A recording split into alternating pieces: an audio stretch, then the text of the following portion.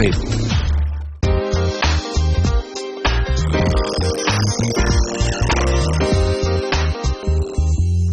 Welcome to the EY Entrepreneur of the Year Awards 2016.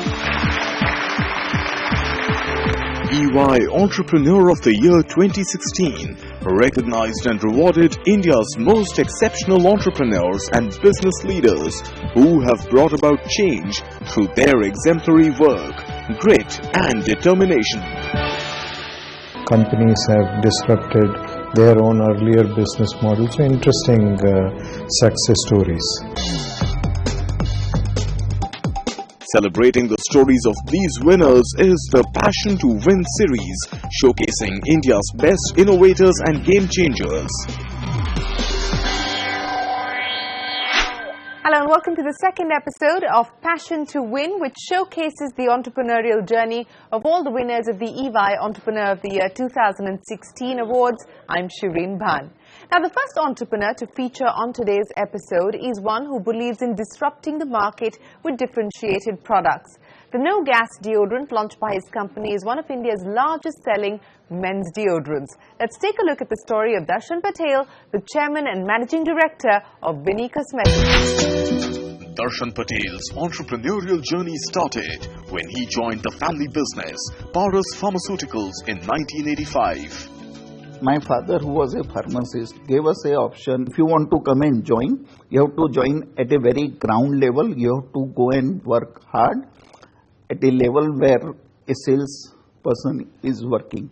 I used to travel 40 days at a stretch in North India. I never used to come back to home. When I got married in 88, my grandfather used to tell my father, he is a young boy, he has just married and he is not coming home for 40 days. What the hell you are doing?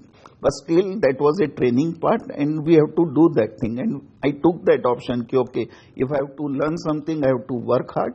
So 7 years, I kept on doing the same thing. In 1993, Darshan launched Crack, an ointment for cracked feet.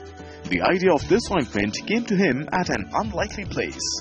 That idea came to me when I was traveling to Bombay at a Churchgate station. I was just behind a female compartment and I saw lots of cracked feet walking on the platform. And that gave me an idea to launch a product specific for this, because at that point of time there was not a very special product for that particular problem. For me, it was a great experience to launch a new idea, and within 3 months, we realized it's a successful idea. In 2005, Darshan gave an exclusive interview to the media that did not go down well with certain members of his family.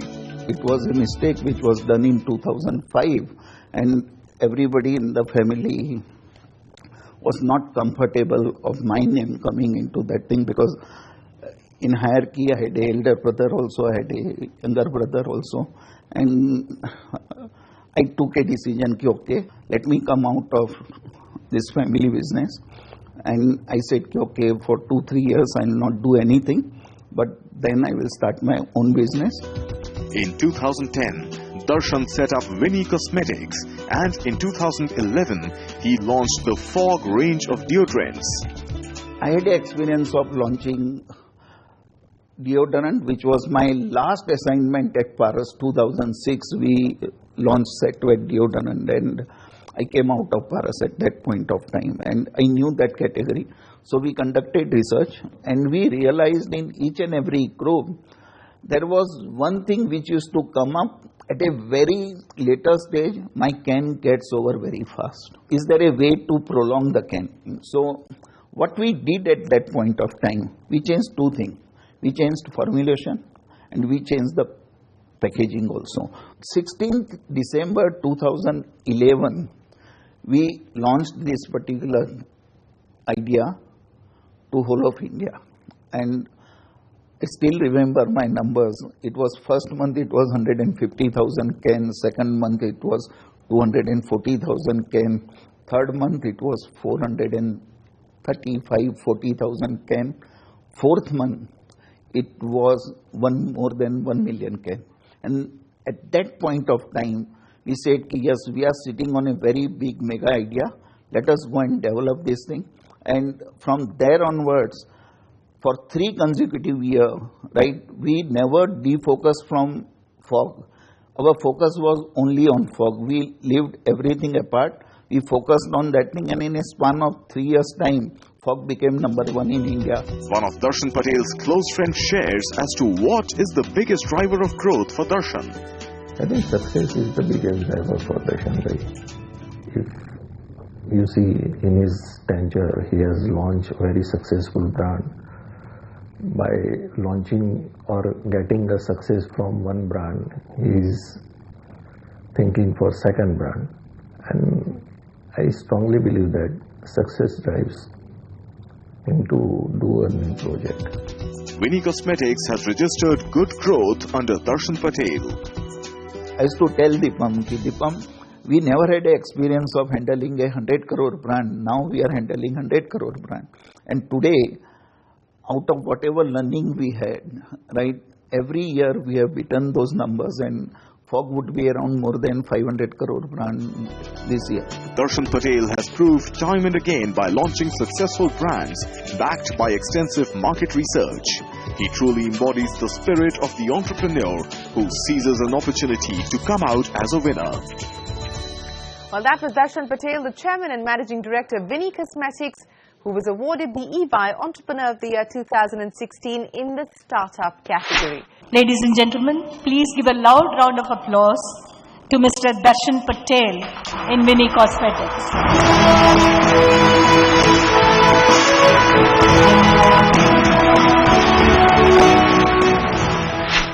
It is time for us to take a short break, but on the other side, we introduce you to an entrepreneur who's played a critical role in the light commercial vehicle segment in India.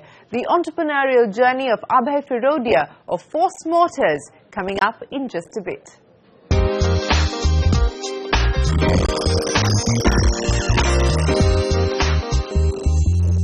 Welcome back. You're watching Passion to Win. Our next entrepreneur was born into a family of nationalists who hold a very distinguished place in India's automobile industry. They have introduced many memorable brands that have proudly ferried Indians on roads across the country.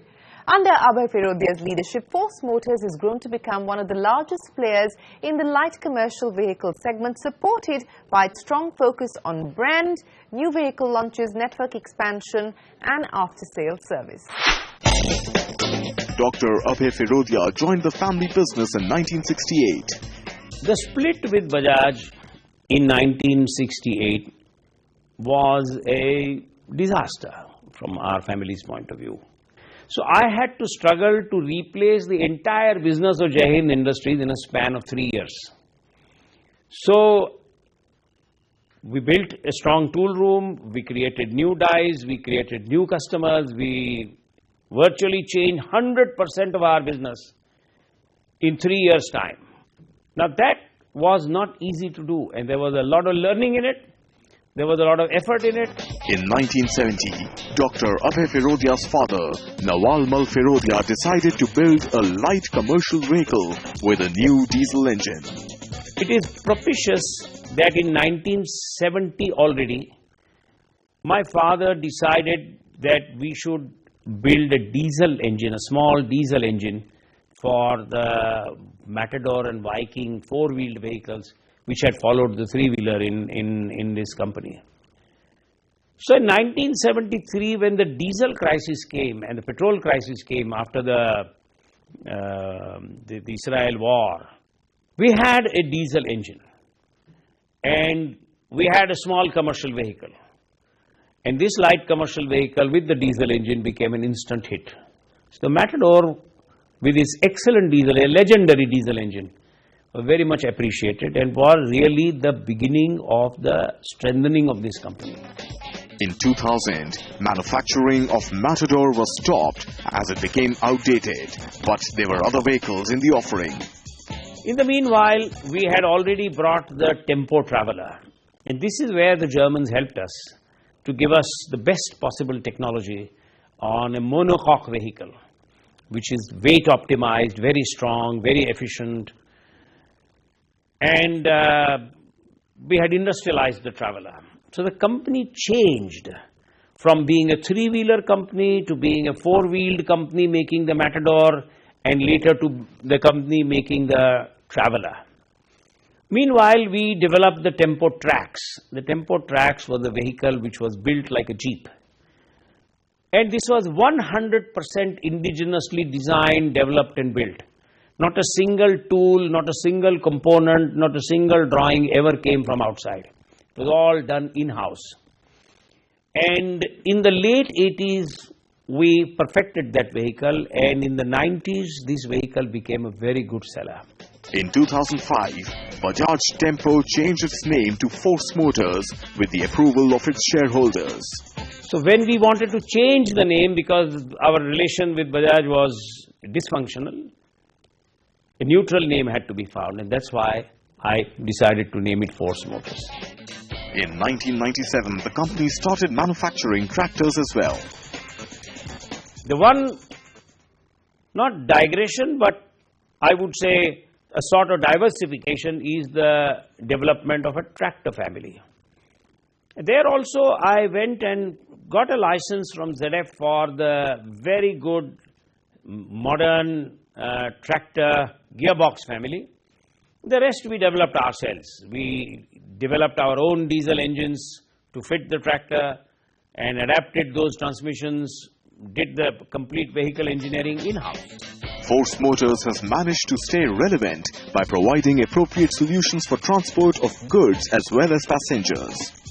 Every 10 years, we really transformed our company.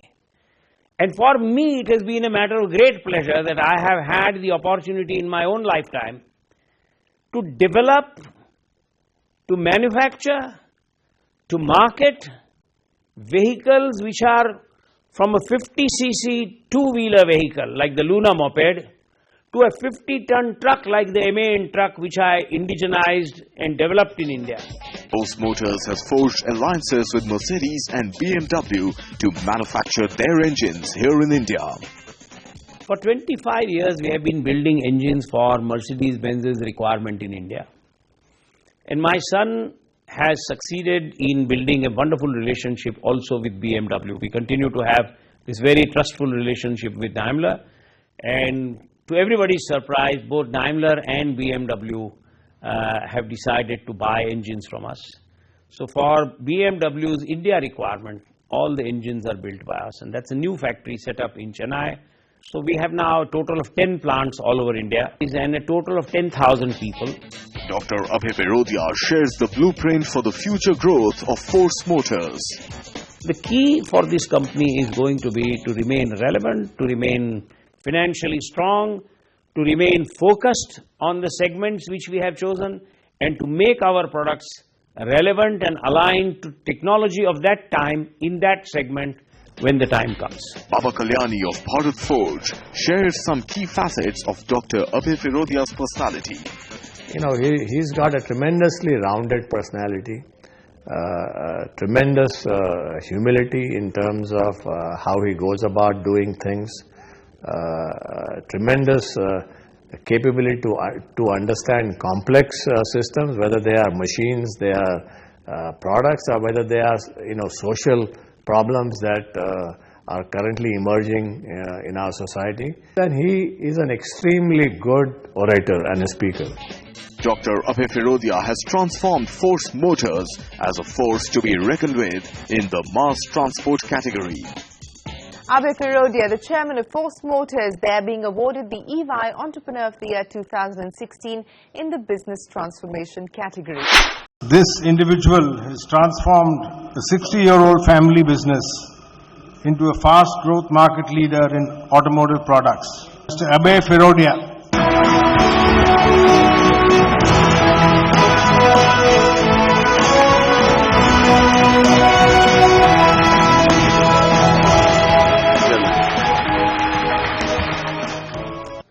It's time for another short break, but on the other side, we take you through the entrepreneurial journey of Vishwavir Ahuja of RBL Bank. That and more when we return.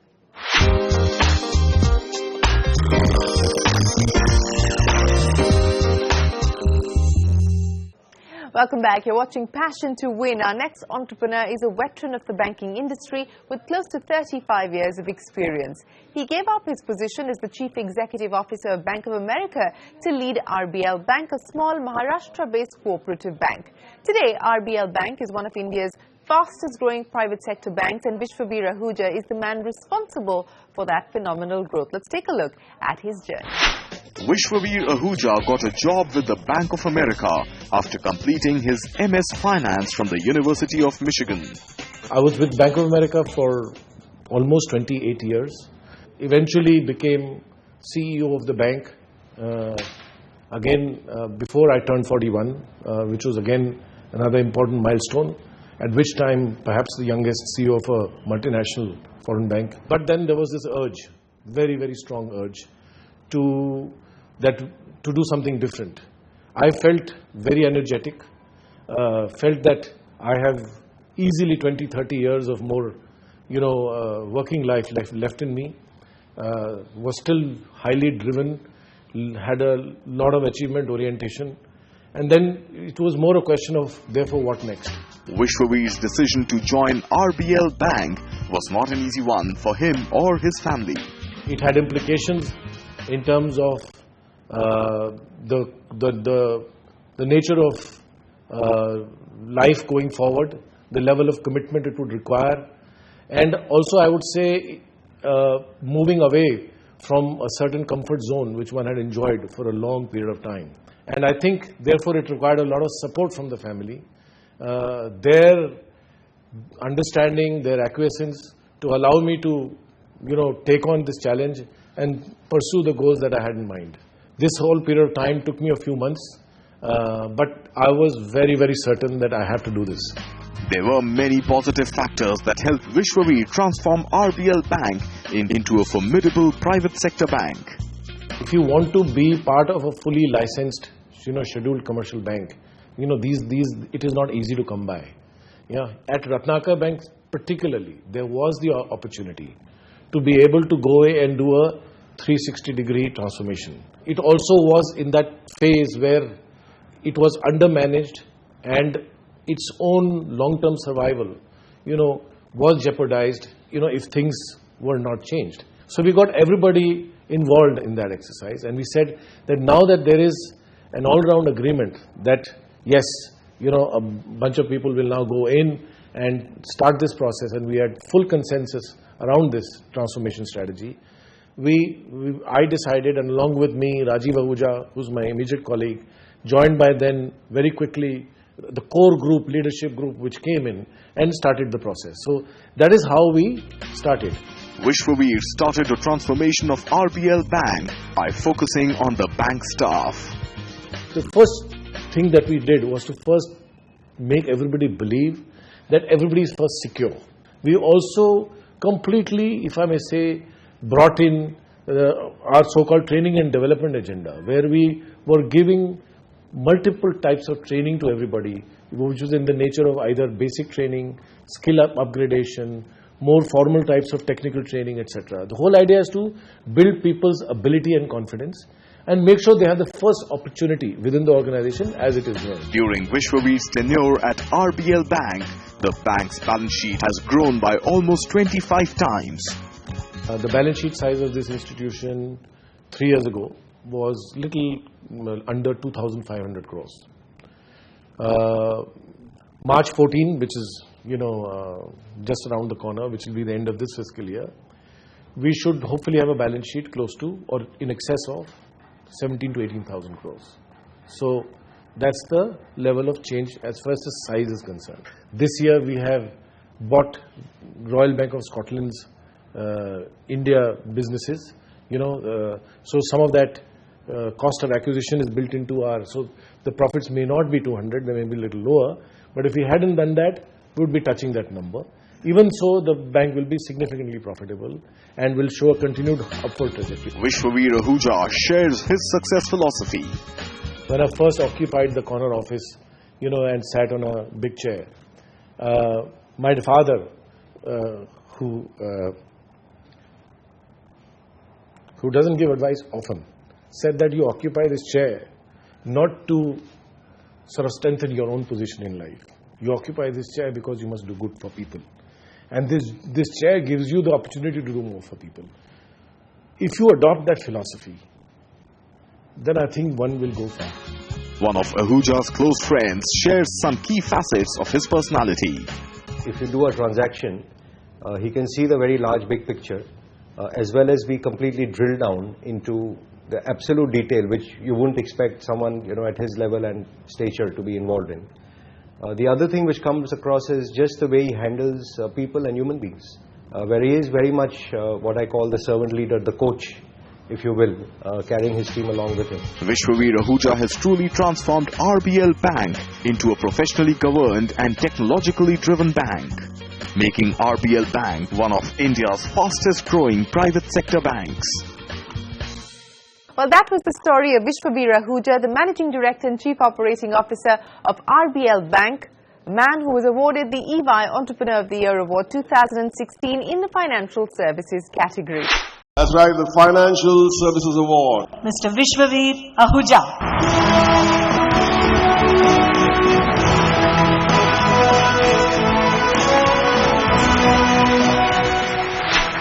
With that, it is time for us to wrap up our second episode of this special 4-part series celebrating the stories of the winners of the 18th EY Entrepreneur of the Year Awards. We'll be back again with another episode next week. Till then, from all of us here, goodbye. Many thanks for watching.